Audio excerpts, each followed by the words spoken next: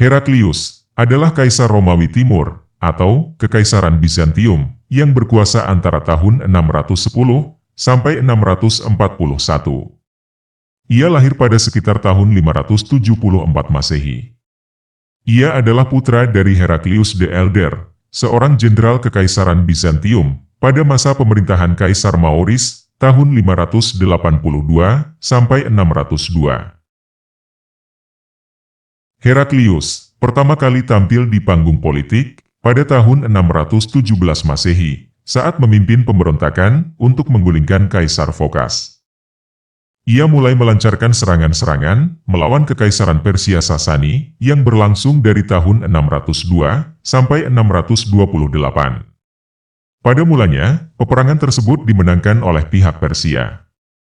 Namun, setelah Heraklius menata ulang dan memperkuat militer Kekaisaran Romawi Timur, pada akhirnya ia mampu mengusir bangsa Persia dari Asia Kecil. Bahkan, menerjang masuk ke wilayah kedaulatan Persia dan mengalahkan angkatan bersenjata negara itu secara telak dalam pertempuran Niniwe pada tahun 627 Masehi. Pada suatu masa, Heraklius menerima surat dari Nabi Muhammad SAW yang berisi ajakan untuk menyembah Allah Subhanahu wa Ta'ala yang diriwayatkan pada hadis berikut.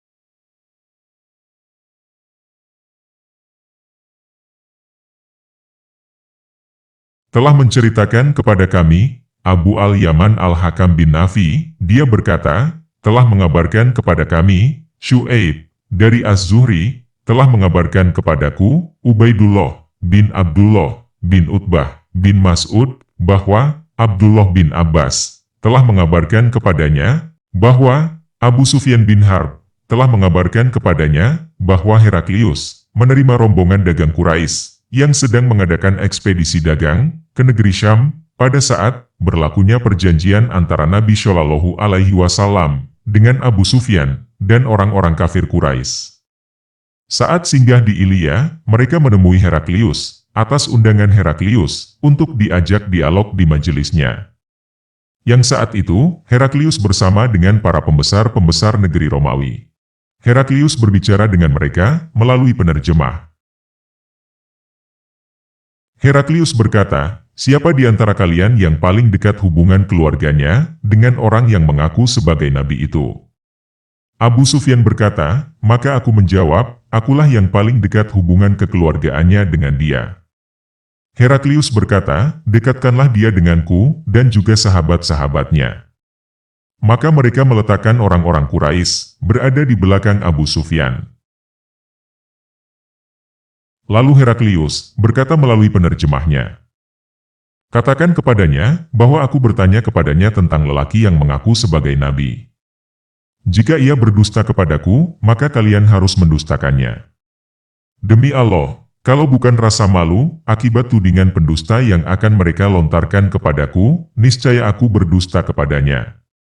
Abu Sufyan berkata, maka yang pertama ditanyakannya kepadaku tentangnya, Nabi Shallallahu Alaihi Wasallam, adalah bagaimana kedudukan nasabnya di tengah-tengah kalian.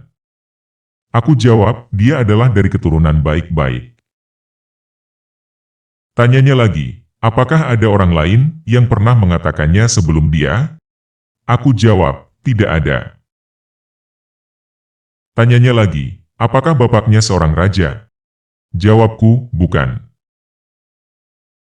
Apakah yang mengikuti dia orang-orang yang terpandang, atau orang-orang yang rendah? Jawabku, bahkan yang mengikutinya adalah orang-orang yang rendah. Dia bertanya lagi, apakah bertambah pengikutnya atau berkurang? Aku jawab, bertambah. Dia bertanya lagi, apakah ada yang murtad disebabkan dongkol terhadap agamanya? Aku jawab, tidak ada. Dia bertanya lagi, apakah kalian pernah mendapatkannya dia berdusta sebelum dia menyampaikan apa yang dikatakannya itu? Aku jawab, tidak pernah. Dia bertanya lagi, apakah dia pernah berlaku curang? Aku jawab, tidak pernah. Ketika kami bergaul dengannya, dia tidak pernah melakukan itu. Berkata Abu Sufyan, aku tidak mungkin menyampaikan selain ucapan seperti ini. Dia bertanya lagi, apakah kalian memeranginya? Aku jawab, iya. Dia bertanya lagi, bagaimana kesudahan perang tersebut? Aku jawab, perang antara kami dan dia sangat banyak. Terkadang dia mengalahkan kami, terkadang kami yang mengalahkan dia. Dia bertanya lagi, apa yang diperintahkannya kepada kalian? Aku jawab, dia menyuruh kami, sembahlah Allah, dengan tidak menyekutukannya dengan sesuatu apapun, dan tinggalkan apa yang dikatakan oleh nenek moyang kalian. Dia juga memerintahkan kami untuk menegakkan sholat, menunaikan zakat, berkata jujur, saling memaafkan, dan menyambung silaturahim. Maka Heraklius berkata kepada penerjemahnya, katakan kepadanya, bahwa aku telah bertanya kepadamu tentang keturunan orang itu. Kamu ceritakan bahwa orang itu dari keturunan bangsawan. Begitu juga laki-laki itu dibangkitkan di tengah keturunan kaumnya. Dan aku tanya kepadamu, apakah pernah ada orang sebelumnya yang mengatakan seperti yang dikatakannya? Kamu jawab, tidak. Seandainya dikatakan ada orang sebelumnya yang mengatakannya, tentu kuanggap orang ini meniru orang sebelumnya yang pernah mengatakan hal serupa. Aku tanyakan juga kepadamu, apakah bapaknya ada yang dari keturunan raja? Maka kamu jawab, tidak. Aku katakan, seandainya bapaknya dari keturunan raja, tentu orang ini sedang menuntut kerajaan bapaknya. Dan aku tanyakan juga kepadamu, apakah kalian pernah mendapatkan dia berdusta, sebelum dia menyampaikan apa yang dikatakannya? Kamu menjawabnya, tidak. Sungguh, aku memahami kalau kepada manusia saja dia tidak berani berdusta, apalagi berdusta kepada Allah. Dan aku juga telah bertanya kepadamu, apakah yang mengikuti dia, orang-orang yang terpandang, atau orang-orang yang rendah? Kamu menjawab, orang-orang yang rendah yang mengikutinya. Memang, mereka itulah yang menjadi para pengikut Rasul. Aku juga sudah bertanya kepadamu, apakah bertambah pengikutnya atau berkurang? Kamu menjawabnya, bertambah. Dan memang begitulah, perkara iman hingga menjadi sempurna. Aku juga sudah bertanya kepadamu, apakah ada yang murtad disebabkan marah terhadap agamanya? Kamu menjawab, tidak ada. Dan memang begitulah iman, bila telah masuk tumbuh bersemi di dalam hati. Aku juga sudah bertanya kepadamu, apakah dia pernah berlaku curang? Kamu jawab tidak pernah. Dan memang begitulah, para rasul tidak mungkin curang. Dan aku juga sudah bertanya kepadamu, apa yang diperintahkannya kepada kalian? Kamu jawab, dia memerintahkan kalian untuk menyembah Allah, dengan tidak menyekutukannya dengan sesuatu apapun, dan melarang kalian menyembah berhala. Dia juga memerintahkan kalian untuk menegakkan sholat, menunaikan zakat, berkata jujur, saling memaafkan, dan menyambung silaturahim.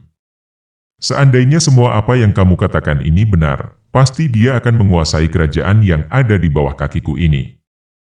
Sungguh, aku telah menduga bahwa dia tidak ada di antara kalian sekarang ini.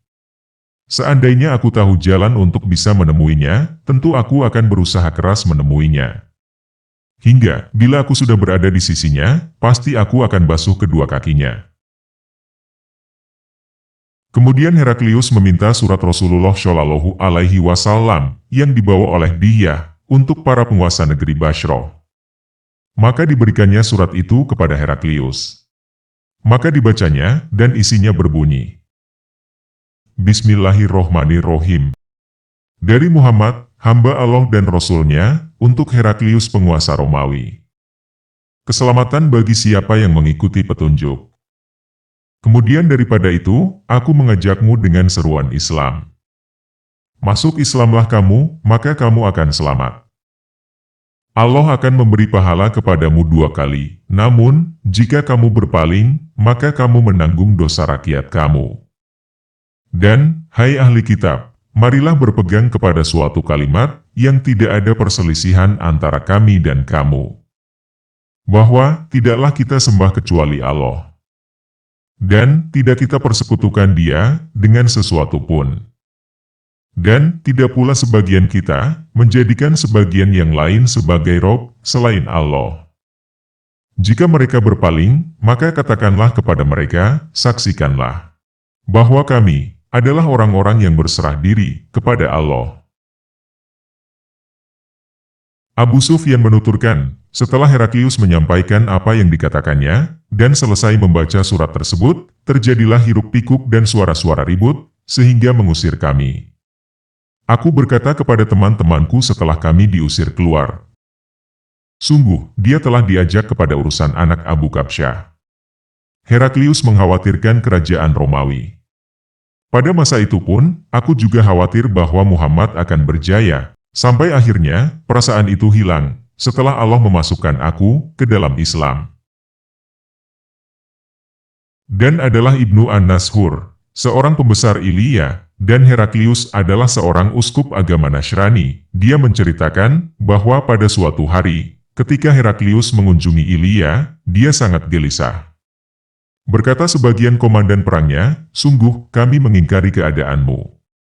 Selanjutnya, kata Ibnu Nashur, Heraklius adalah seorang ahli nujum yang selalu memperhatikan perjalanan bintang-bintang. Dia pernah menjawab pertanyaan para pendeta yang bertanya kepadanya. Pada suatu malam, ketika saya mengamati perjalanan bintang-bintang, saya melihat Raja Hitan telah lahir. Siapakah di antara umat ini yang dihitan? Jawab para pendeta, yang berhitan hanyalah orang-orang Yahudi. Janganlah Anda risau, karena orang-orang Yahudi itu. Perintahkan saja ke seluruh negeri dalam kerajaan Anda, supaya orang-orang Yahudi di negeri tersebut Ketika itu, dihadapkan kepada Heraklius, seorang utusan Raja Bani Ghassan, untuk menceritakan perihal Rasulullah Shallallahu Alaihi Wasallam. Setelah orang itu selesai bercerita, lalu Heraklius memerintahkan agar dia diperiksa, apakah dia berhitan ataukah tidak. Seusai diperiksa, ternyata memang dia berhitan. Lalu diberitahukanlah orang itu kepada Heraklius. Heraklius bertanya kepada orang tersebut tentang orang-orang Arab yang lainnya, dihitankah mereka ataukah tidak? Dia menjawab, orang Arab itu dihitan semuanya. Heraklius berkata, inilah raja umat, sesungguhnya dia telah terlahir. Kemudian Heraklius berkirim surat kepada seorang sahabatnya di Roma, yang ilmunya setara dengan Heraklius, untuk menceritakan perihal kelahiran Nabi Muhammad Shallallahu Alaihi Wasallam. Sementara itu, ia meneruskan perjalanannya ke negeri Himsho. Tetapi sebelum tiba di Himsho, balasan surat dari sahabatnya itu telah tiba terlebih dahulu. Sahabatnya itu menyetujui pendapat Heraklius, bahwa Muhammad telah lahir, dan bahwa beliau memang seorang nabi. Heraklius lalu mengundang para pembesar Roma, supaya datang ke tempatnya di Himsho. Setelah semuanya hadir dalam majelisnya, Heraklius memerintahkan supaya mengunci semua pintu, kemudian dia berkata, wahai bangsa Rum, maukah Anda semua peroleh kemenangan dan kemajuan yang gilang gemilang, sedangkan kerajaan tetap utuh di tangan kita, kalau mau. Akuilah Muhammad sebagai nabi. Mendengar ucapan itu, mereka lari bagaikan keledai liar, padahal semua pintu telah terkunci. Melihat keadaan yang demikian, Heraklius jadi putus harapan yang mereka akan beriman, percaya kepada kenabian Muhammad. Lalu diperintahkannya semua untuk kembali ke tempatnya masing-masing, seraya berkata, sesungguhnya saya mengucapkan perkataan saya tadi, hanyalah sekedar menguji keteguhan hati Anda semua. Kini saya telah melihat keteguhan itu. Lalu mereka sujud di hadapan Heraklius, dan mereka senang kepadanya. Demikianlah akhir kisah Heraklius. telah diriwayatkan oleh Sholih bin Kaisan dan Yunus dan Mamar dari Az-Zuhri.